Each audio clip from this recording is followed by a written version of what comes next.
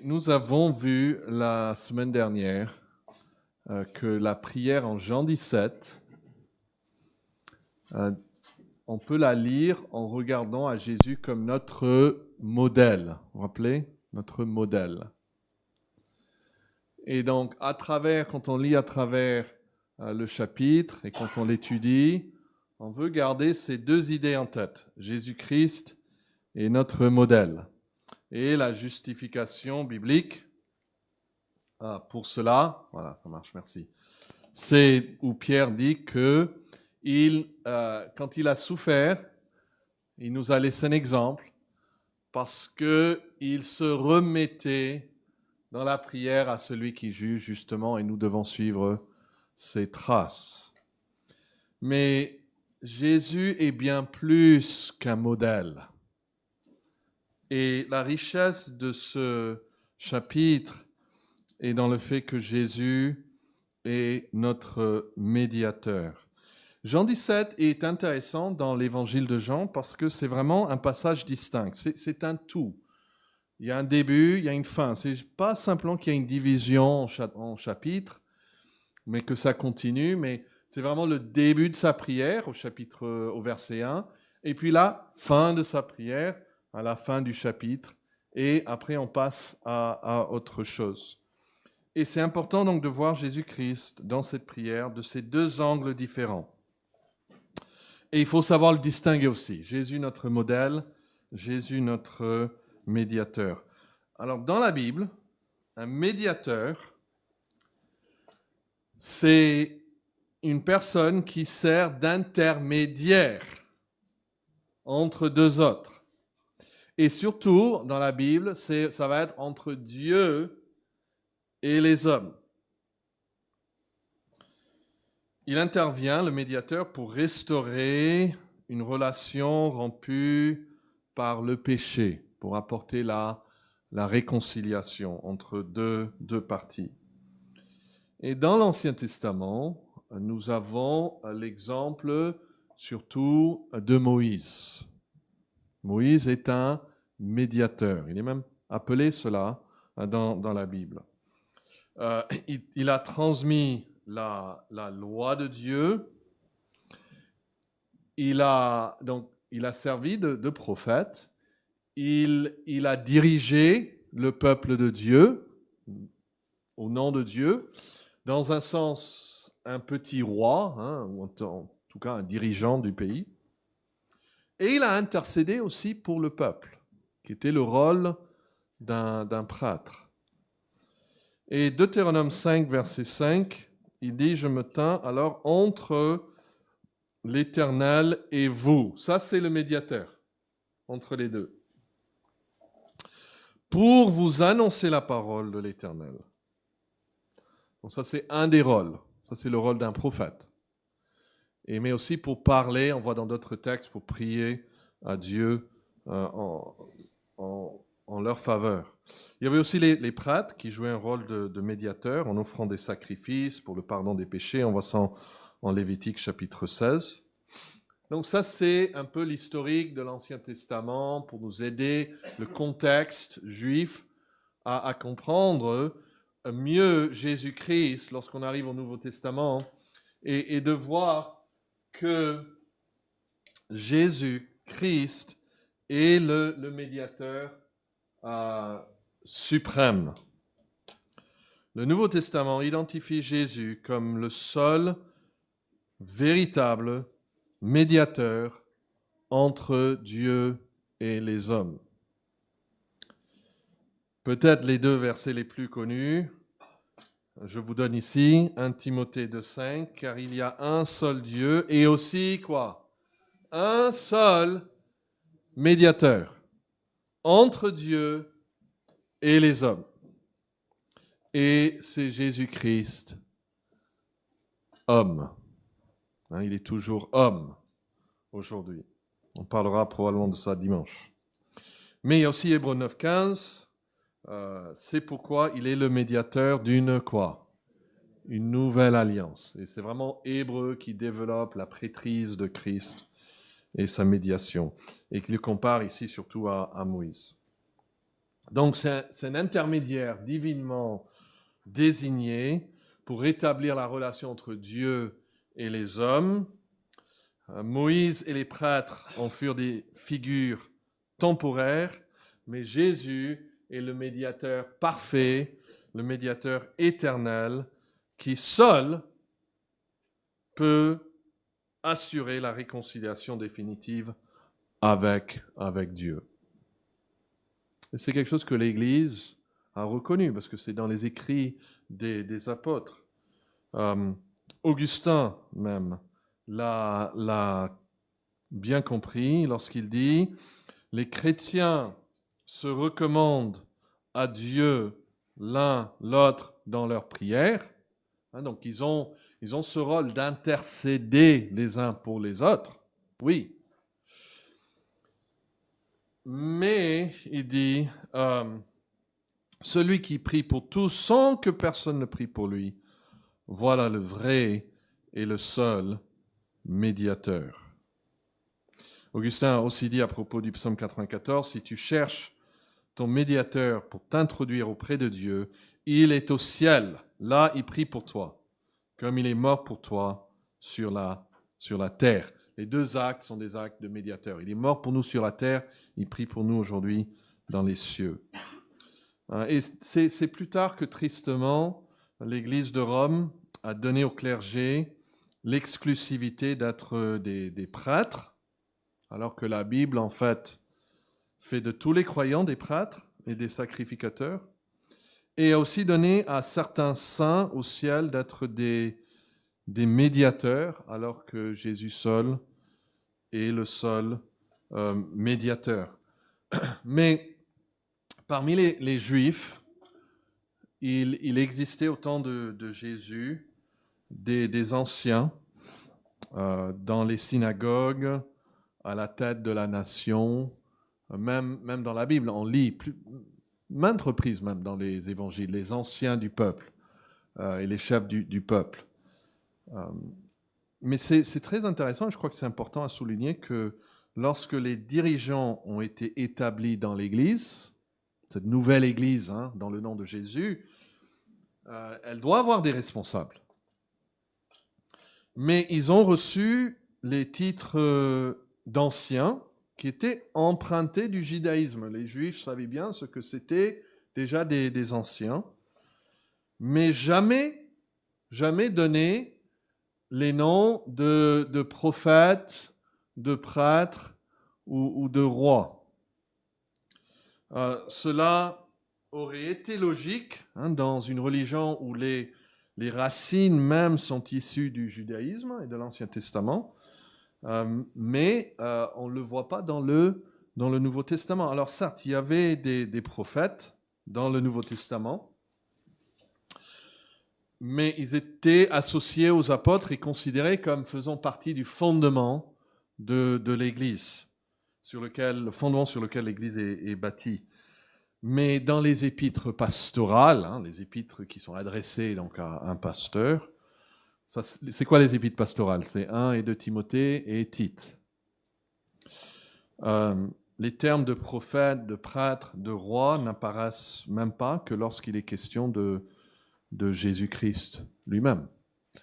Donc, le Nouveau Testament décrit ces hommes comme des pasteurs, des bergers, c'est le même mot en fait, pasteur-berger, c'est la même chose, des anciens, des responsables, ce sont les trois termes, mais jamais des prophètes, des prêtres ou des rois.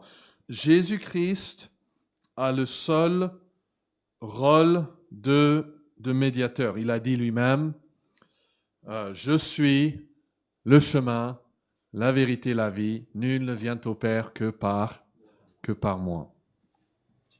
Alors, j'ai parlé de ces trois termes, prophète, prêtre et roi. Et là encore, pour bien comprendre même Jean 17, il faut comprendre une troisième chose, c'est Jésus-Christ est le médiateur dans ses trois fonctions. Jésus-Christ est à la fois trois choses, prêtre, roi et prophète.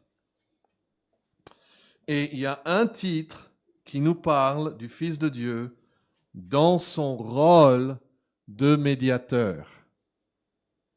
Et son rôle de médiateur se fait à travers ces trois fonctions. Et quel est le titre donné à Jésus qui vraiment souligne son rôle de médiateur? Qu'est-ce que c'est? Quel est le titre qui souligne cela? C'est le titre Christ, Messie.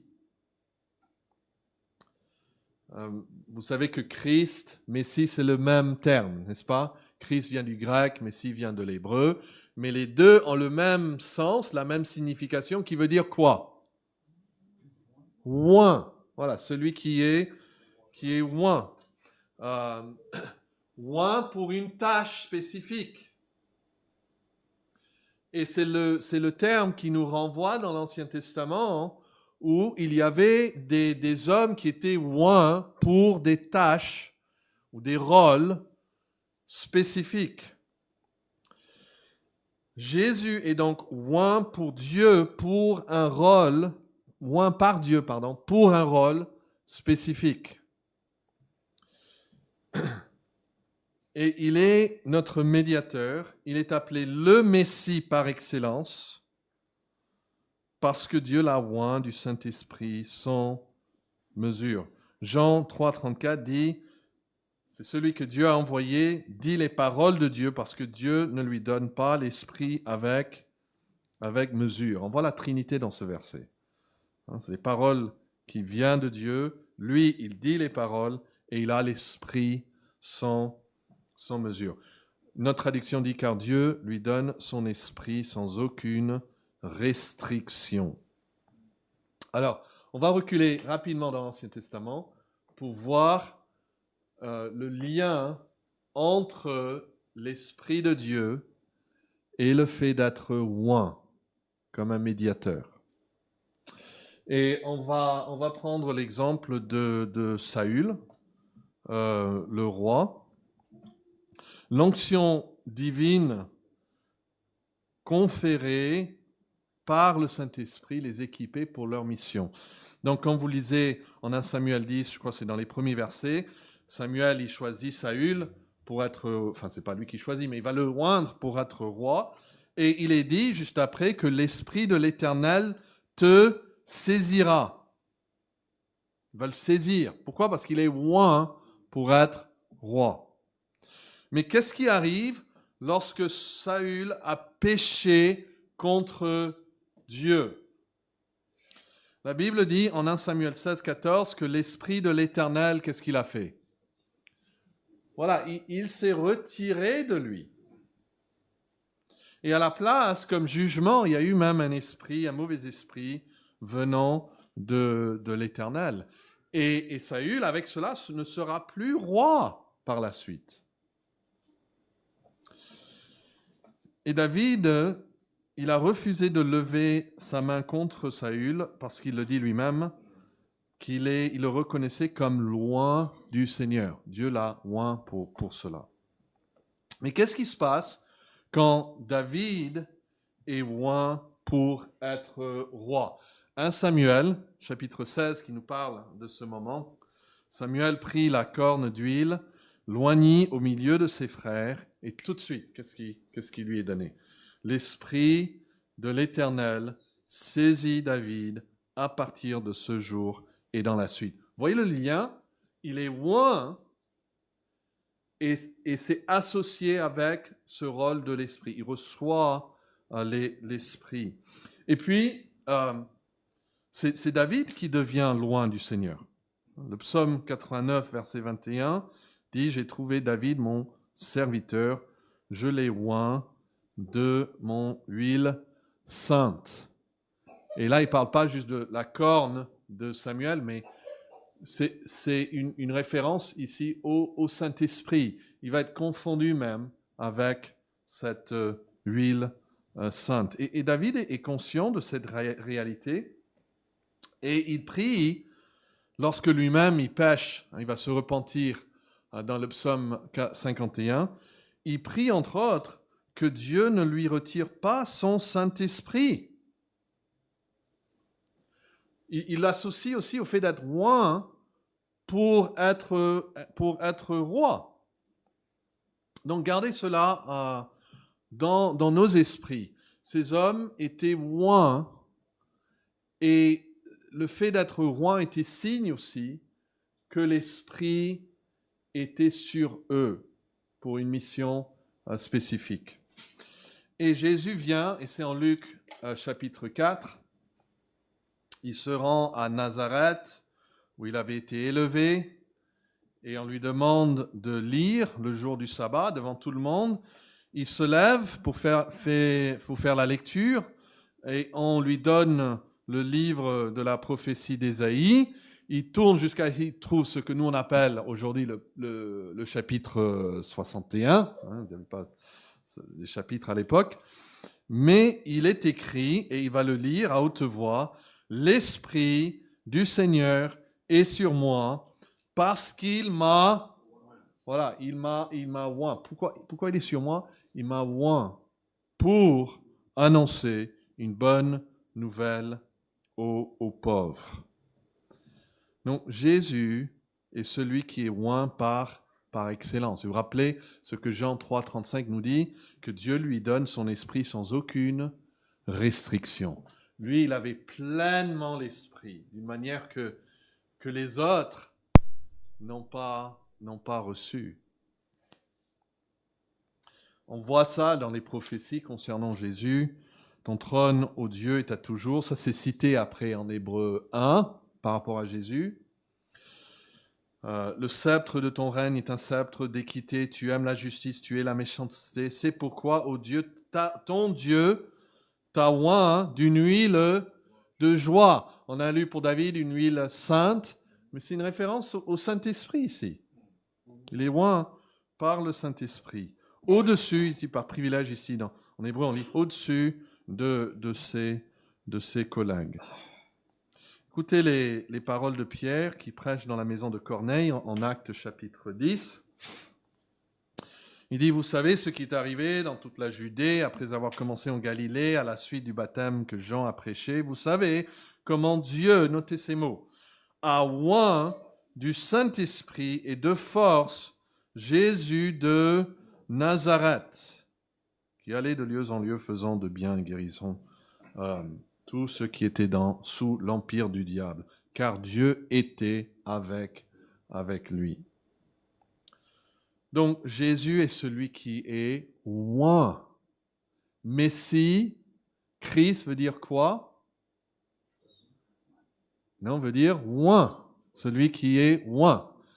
Christ veut dire, c'est le mot grec, on va se rappeler, Messie c'est le mot hébreu, mais dans les deux sens, ça veut dire celui qui est oint. Et ce qui est intéressant dans le Vulgate, que je ne lis pas, mais c'est la traduction latine de la Bible. Dans l'Ancien Testament, à chaque fois, ils utilisent le mot Christ. Donc, on est en train de lire, si on lit l'Ancien Testament, on retrouve souvent les Christ. Chaque fois que c'est un oint de l'Éternel, ça veut dire le Christ de l'Éternel. Et donc, quand on lit comme ça, on a déjà ça dans l'esprit, le Christ de l'Éternel. David est le Christ de l'Éternel. Il y avait des prophètes qui étaient aussi le Christ. Et puis on arrive au Nouveau Testament et on retrouve ce même mot, on fait plus facilement le lien que maintenant le Christ, par excellence. Et il est oint du Saint-Esprit. Il est oint du Saint-Esprit pour une œuvre spécifique.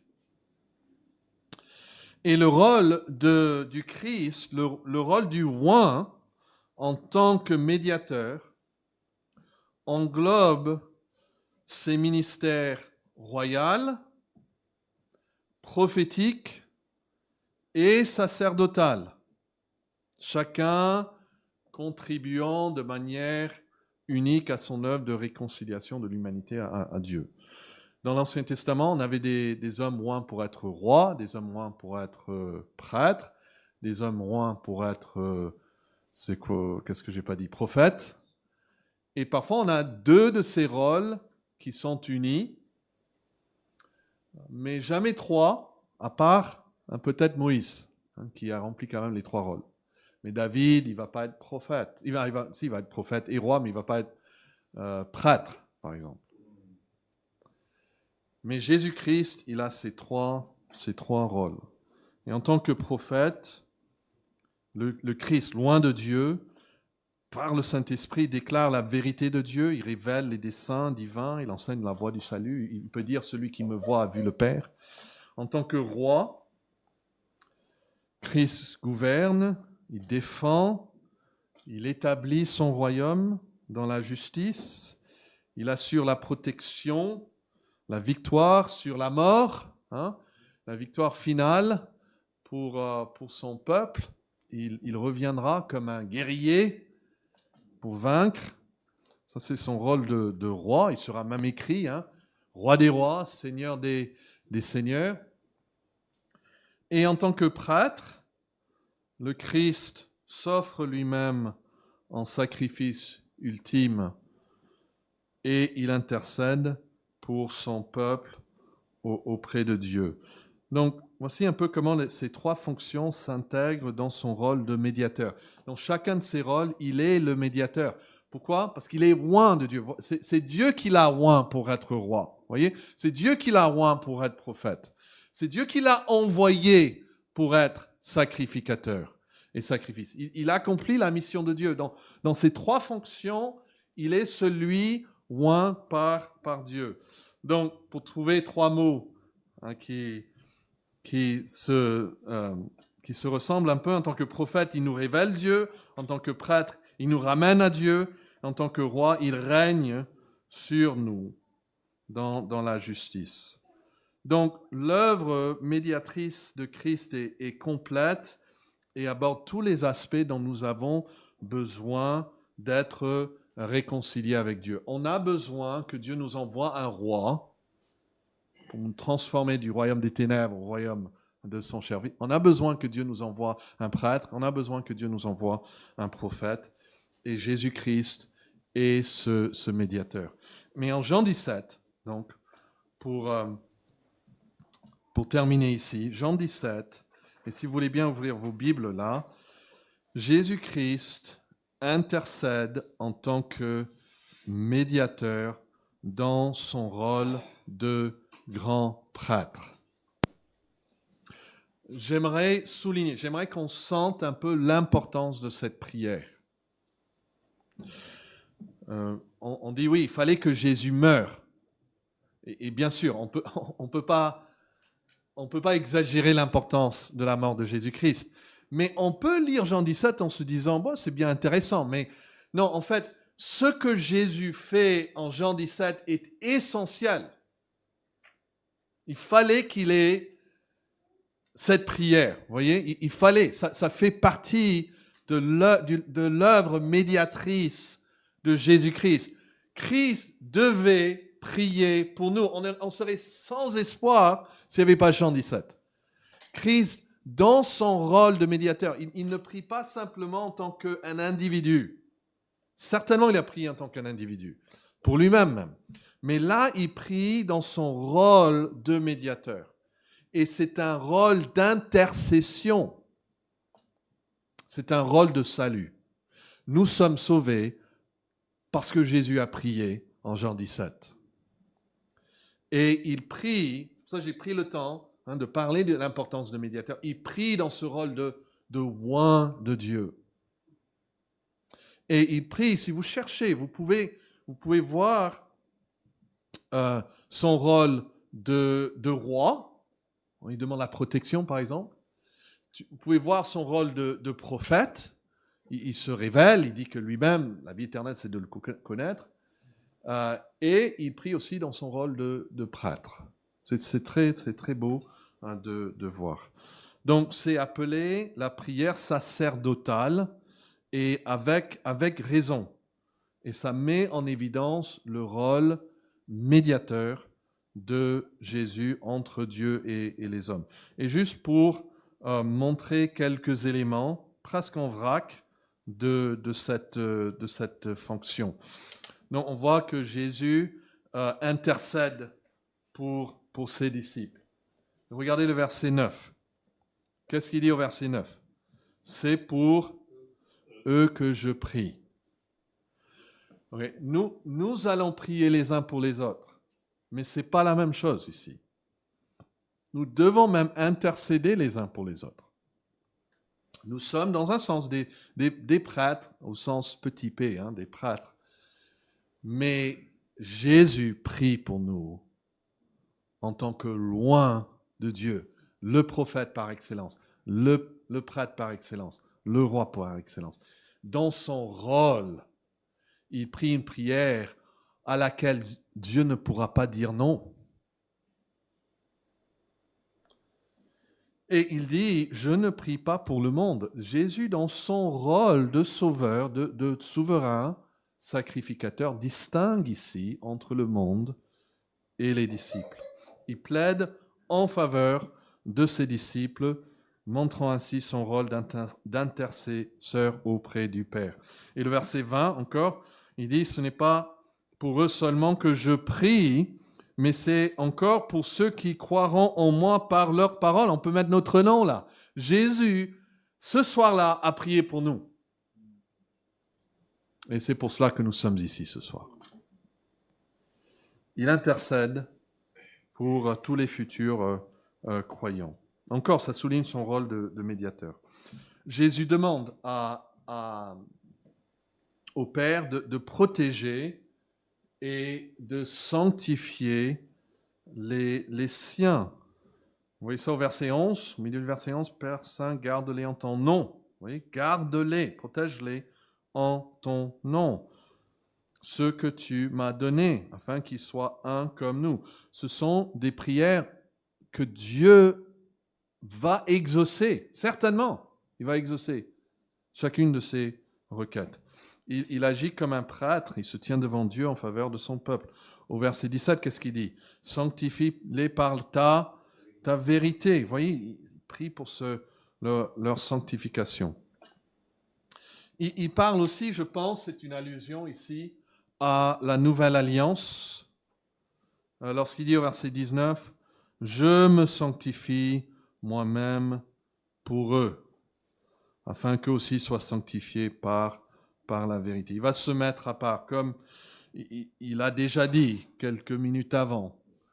Il a parlé de cette nouvelle alliance, en sang, et maintenant il se sanctifie pour son peuple. Il montre ce lien entre Dieu et les croyants.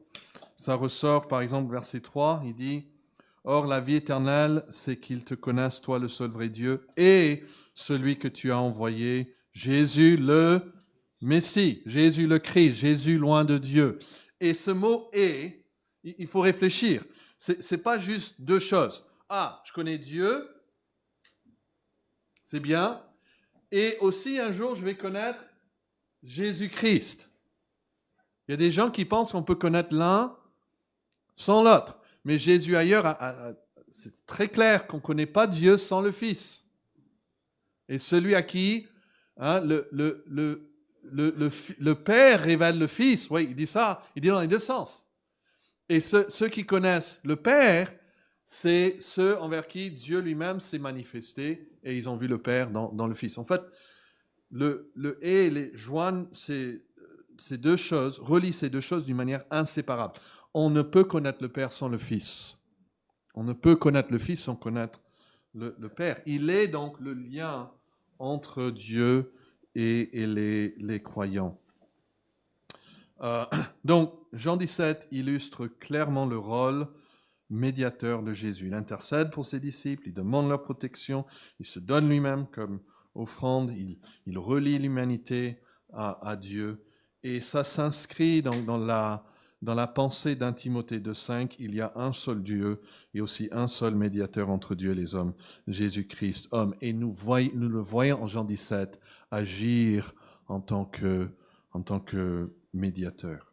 Donc, il y a ces trois fonctions du médiateur. Je vous invite à le relire chez vous et à réfléchir à ça, méditer à ça, où on voit son rôle de roi, son rôle de prophète, son rôle de prêtre dans cette prière et de pouvoir louer l'Éternel pour pour cette prière. C'est un modèle, oui, mais c'est une intercession médiatrice de la part de notre médiateur loin de Dieu pour son peuple. Et puisque c'est une prière efficace, c'est une prière après qui nous donne vraiment la joie, parce qu'on voit l'œuvre de Jésus-Christ dans cette prière. Quelqu'un a dit qu'il pensait que le rôle principal de Jean 17, c'était pour montrer aux croyants ce que Christ est en train de faire actuellement dans le ciel. Parce qu'au ciel aujourd'hui, il n'offre plus de sacrifice, n'est-ce pas? Il a fait une fois pour toutes. On comprend comment il est peut-être toujours prophète, puis toujours roi, mais comment est-ce qu'il est? Il exerce toujours son rôle de prêtre, eh bien, il intercède toujours pour nous. Pourquoi est-ce qu'il prie? Lisez Jean 17 et vous allez savoir les choses pour lesquelles Jésus, actuellement, prie pour vous. Et j'espère que ça nous remplit de joie et d'espérance. Et donc, en son nom, dans le nom de Jésus-Christ, nous allons adresser nos prières à Dieu le Père ce soir.